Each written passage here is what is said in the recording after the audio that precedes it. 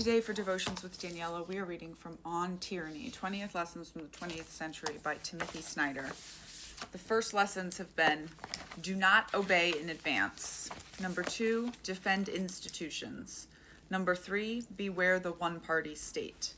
Number 4, take responsibility for the face of the world. Number 5, remember professional ethics. Number 6, be wary of paramilitaries. Number 7, be reflexive if you must be armed. Number 8, stand out. And number 9, be kind to our language. Avoid pronouncing the phrases everyone else does. Think up your own way of speaking, even if only to convey that thing you think everyone is saying. Make an effort to separate yourself from the internet. Read books.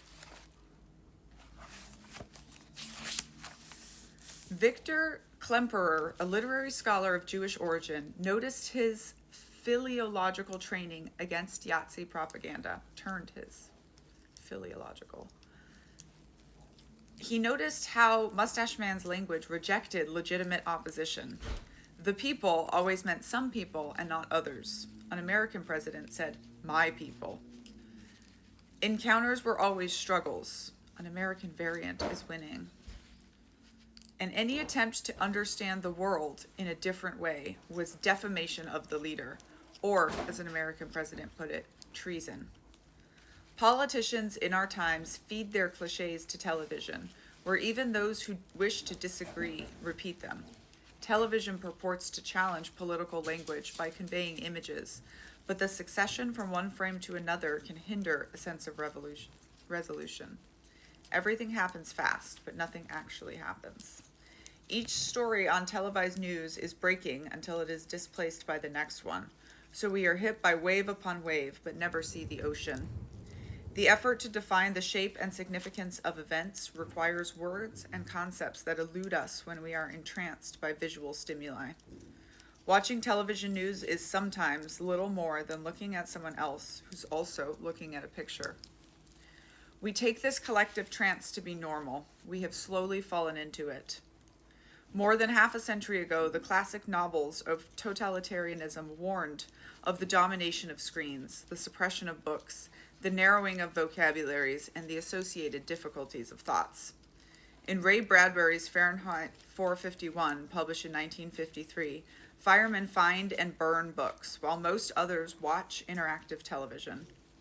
In George Orwell's 1984, published in 1949, books are banned and television is two-way, allowing the government to observe citizens at all times. In 1984, the language of visual media is highly constrained to starve the public of the concepts needed to think about the present, remember the past, and consider the future. One of the regime's projects is to limit the language further by eliminating ever more words with each edition of the official dictionary.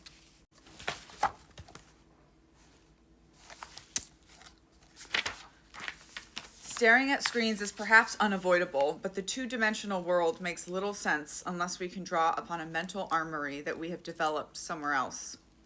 When we repeat the same words and phrases that appear in the daily media, we accept the absence of a larger framework. To have such a framework requires more concepts, and having more concepts requires reading. So get the screens out of your room and surround yourself with books. The characters in Orwell's and Bradbury's books could not do this, but we still can. What to read? Any good novel enlivens our ability to think about ambiguous situations and judge the intentions of others.